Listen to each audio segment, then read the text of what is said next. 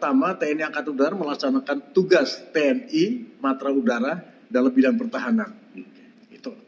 Yang kedua, yang perlu saya sampaikan di sini, jadi TNI Angkatan Udara mempunyai tugas menegakkan hukum, menjaga keamanan wilayah udara nasional sesuai dengan undang-undang yang berlaku. Dalam hal ini adalah sesuai dengan undang-undang nasional maupun internasional yang sudah diratifikasi. Oke, berarti kalau ada pesawat asing masuk, Ya.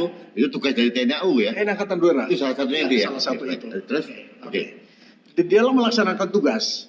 Nah, ini kemarin Kepala Staf TNI Angkatan Udara yang lama sebelum Pak Fajar, Pak Yusuf sudah meresmikan satu utama yang ada di Utama itu apa? Komando Utama. Utama. Oke. Ya. Oke. Itu satuan TNI Angkatan Udara yang dikomandani oleh Marskal Bintang 2. Dulu kan kita hanya ada 2 komando operasi TNI Angkatan Udara, Koopsau 1, Koopsau 2. Dan sekarang ada Koopsau 3. Oh, oke. Oke. Yang posisinya ada Pak di Dwi, tolong dijelaskan. Koop 1 ada di mana? Koopsau 1 itu ada di Jakarta. Yang kedua? Kedua ada di Makassar. Yang ketiga? Ketiga ada di Biak yang baru diresmikan. Biak ya? Yes. Ini sudah menuju sesuatu yang ideal. Oke. Ya, sesuatu yang ideal. Kemudian di dalam melaksanakan tugas, ini kita sebenarnya sudah punya beberapa skadron tempur. Ya. Oke. Kita sudah punya kurang lebih 110 pesawat tempur. Pesawat tempurnya aja.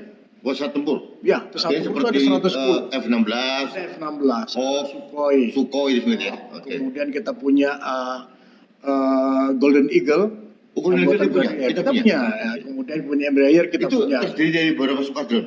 Iya, itu ada beberapa skadron. Seperti F-16 itu ada di skadron 3. Madiun? Di Madiun. Oke, baik. Nah, kemudian untuk Sukhoi itu ada di Makassar. Oke. Kemudian untuk Hawk 100, 200 itu ada di Pekanbaru dan Pontianak. Oh, oke. Ya. Kemudian untuk yang Super Tucano.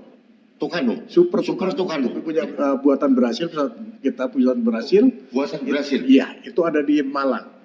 Dengan komposisi pesawatnya tersebut, mestinya TNI AU dengan segala keterbatasannya sudah bisa menghandle atau mengcover di dalam rangka melaksanakan tugas pokok menegakkan hukum di Dirgantara Nasional. Gitu. Pak Dwi, Ya. kalau kita bicara mempertahankan kedaulatan udara kita, Ya, kan tidak cukup hanya dengan pesawat tempur gitu kan? Betul. Ada pesawat angkut, pesawat helikopter dan sebagainya. Ya. Bagaimana kondisi pesawat angkut dan helikopter di TNI AU?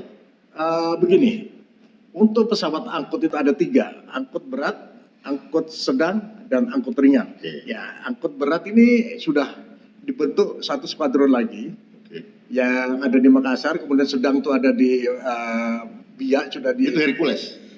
Untuk angkut berat Hercules. Hercules ya? Ya. Oke. Untuk angkut sedang itu pesawat dulu Fokker, yang sekarang kita pakai CN295 Buatan Indonesia? buatan Indonesia. Oke, baik. Nah, kemudian angkut ringan itu Kasa. Oh, Kemudian kita disupport lagi beberapa skadron heli. Ya. heli itu ada macam-macam juga?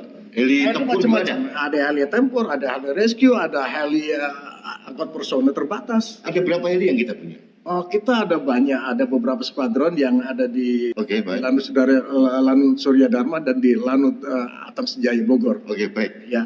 Pak Dwi, ada beberapa pesawat tempur, mulai pesawat angkut juga gitu ya. Apakah menurut Pak Dwi itu sudah cukup mengcover pertahanan udara Indonesia? Oke, kalau kita sandingkan dengan luas wilayah, ini belum mencukupi. Oke, kalau begitu, kalau belum mencukupi, kira-kira kekuatan kita yang real sekarang Ya. masih berapa persen dari yang ideal? Kalau kita bicara masalah ideal, itu sekitar baru 40 sampai 50%. Masih separuh. Masih separuh ya. Bagaimana kita membicarakan strategi dari TNI AU Ya. dengan kekuatan yang hanya 50% bisa mengcover pertahanan udara yang begitu luasnya di Indonesia ini?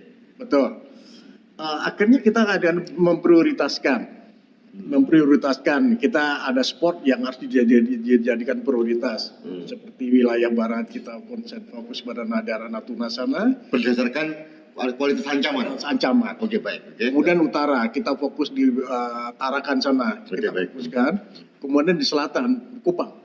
Oh, ya. Ya, jadi kita prediksi ancaman kira-kira datang dari mana. Oke. Tetapi kita melihat situasi global sekarang, ancaman itu mungkin sudah tidak begitu signifikan ya. Sekarang era global ini kan Ya. yang terjadi perang asimetris, ya. Yes. Berbagai bentuk, perang cyber salah satunya, Ya. gitu ya. Tapi bagaimanapun juga Indonesia karena luas wilayah yang luar biasa, tetap membutuhkan kekuatan angkatan udara yang Betul. Oke, kalau hanya 50% yang bisa dicukupi oleh negara, kira-kira kendalanya di mana? Ya kemampuan ekonomi negara masalah kita. anggaran ya? Masalah anggaran, ya.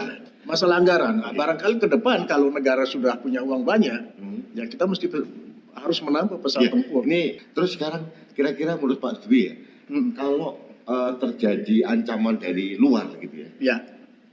masyarakat perlu tahu kita masih sanggup menangkal nggak sih Pak? Jujur ini tergantung ancamannya dulu. Kalau dari negara kuat, barangkali kita hanya nasionalisme yang bisa menguatkan kita, tetapi dari peralatan jauh kita kalah. Ya. Oke, sekarang pertahanan udara kita bahas gitu ya. Kita tahu sahabat Indonesia apa yang dikatakan Pak Dwi, kita mempunyai kendala di keterbatasan anggaran. Yes. Negara kita sangat luas, anggaran kita terbatas, harus dibagi ke berbagai sektor gitu ya. Di pertahanan pun juga ada 3 matra gitu ya, ada darat, laut dan udara, dan tentunya juga mempunyai prioritas yang berbeda-beda gitu ya. Tapi apapun terjadi, kita berharap harus ada peningkatan anggaran supaya Angkatan Udara bisa melaksanakan fungsinya dengan optimal gitu ya. Betul, setuju. Oke, yang kedua saya mau bahas tentang SDM. Menurut Pak Dwi, SDM dari Angkatan Udara seperti apa? Begini, kalau dari jumlah kita punya itu hanya 1/10 dari jumlah SDM TNI. Kalau TNI itu sekitar 370.000 ya, darat, laut dan udara. Udara itu hanya 36.000. Baik. Itu dari jumlah. Jumlahnya oke. Ya, dari Tunggu dulu, jumlah. saya potong. Ini tanggung jawabnya seluruh wilayah udara di Indonesia. Ya. Mengapa kok hanya 10% dari kekuatan TNI? Ini yang pertanyaan. Anunya berbeda, Mas. Kalau di matra angkatan darat itu adalah orang yang dipersenjatai. Infanteri itu ya lebih banyak ya. Orang yang dipersenjatai. Ya. Tetapi kalau dia angkatan udara, alusistanya yang diorangin gitu loh, Mas. Oh, baik. Ya. Ya. Mestinya logikanya alusistanya harus diperkuat. Oke. Itu pun harus juga memerlukan penambahan SDM juga kan? Ya, SDM. SDM bukan hanya sekedar jumlah, tetapi harus kualitas juga harus ditingkatkan. Yang sebetulnya kebutuhan ideal berapa, Pak? Kebutuhan ideal itu kalau sesuai dengan persoalannya sekitar 50-an.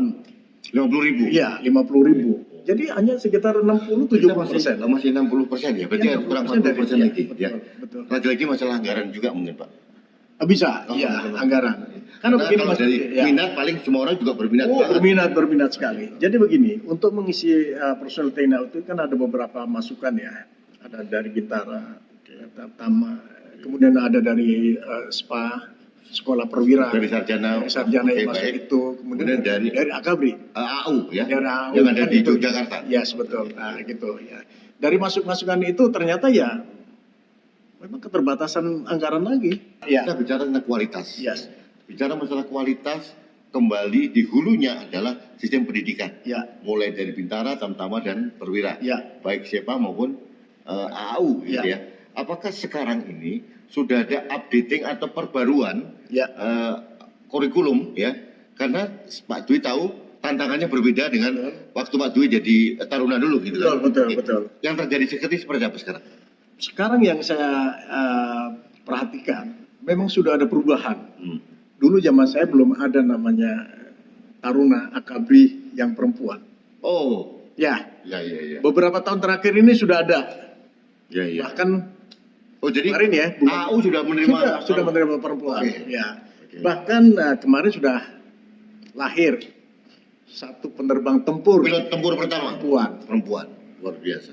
Kemudian satu lagi lahir perwira lulusan Akabri, wanita, jurusan perbekalan. Sahabat Indonesia memang agak dilema karena kita tahu alutsista TNI AU itu harganya tidak murah. Ini mungkin yang sedikit menjawab pertanyaan kita mengapa pemerintah atau negara masih belum bisa memenuhi kebutuhan dari NU karena kebutuhan anggarannya luar biasa ya. Harganya ini yang luar biasa. Oke Pak, kita bicara tenaga sudah, kita bicara SDM, kemudian supporting semua dua hal ini adalah seperti radar, gitu ya, teknik dan sebagainya. Yes. Seperti apa kondisi TNI sekarang? Kita ini sebenarnya butuh sekitar 22 radar yang saya tahu ya. 22 radar set radar seluruh Indonesia. seluruh Indonesia untuk bisa meng-coverage itu. Oke. Yang kita punya sekarang? Yang kita punya sekarang ada 16 atau 17. Pak, minum dulu Pak. Oke. Sebentar ini kita minum ya. Kio. Ini pemunya alkali 9+. Kita sehat karena biar gak shock mendengar penjelasan dari Pak Dwi. Oke, Pak Dwi, pertanyaan terakhir. Kita mempunyai industri angkatan udara, industri pesawat, gitu ya. Katakanlah PT Dirgantara Indonesia. Ya. Sekarang masih bisa memproduksi semacam pesawat angkut ringan ya, Ya. atau menengah. Ringan Ringan dalam atau menengah. Ringan dan menengah. Oke. Kira-kira ada nggak kemungkinan PT Dirgantara Indonesia itu mengarah membentuk atau membuat pesawat tempur? Untuk membuat pesawat tempur memang kita semua harus sabar untuk belajar. Ya. Tapi harus segera dimulai. Tapi peluang itu ada ya? Peluang itu ada. SDM kita mencukupi nggak? Cukup, karena SDM cukup. Oke. Sekarang tinggal kebijakan dari pemerintah, mau atau tidak. Ya, gitu. Kalau pemerintah mau, paksakan TNI untuk menggunakan pesawat misalnya begitu. Oke. Itu mungkin bisa. Sahabat Indonesia, ini bukan masalah mampu atau tidak mampu, tapi adalah mau atau tidak mau. Ya. Tergantung goodwill dari pemerintah. Baik, terima kasih Pak Dwi atas pencerahannya. Sahabat Indonesia, ini kita mendapatkan pengetahuan baru, pencerahan baru dari Pak Marsikal Pertama Purnawirawan Dwi Badarmanto tentang kondisi kekuatan TNI Angkatan Udara kita dan harapan-harapan beliau seperti apa. Yang penting yang perlu kita garis bawahi adalah kita masih bisa tidur nyenyak, tenang. Karena apa? Karena TNI AU masih kuat, masih mempunyai kualitas yang memadai untuk menjaga keamanan negara ini dari matra udara. Ya. Saya kira itu Pak ya. Oke, terima kasih. Kita ketemu lagi dalam perbincangan berikutnya. Yang paling kita harus syukuri adalah Indonesia hebat. Begitu Pak? Betul. Terima kasih. Setuju. Terima kasih Pak. Terima kasih. Oke, sampai jumpa.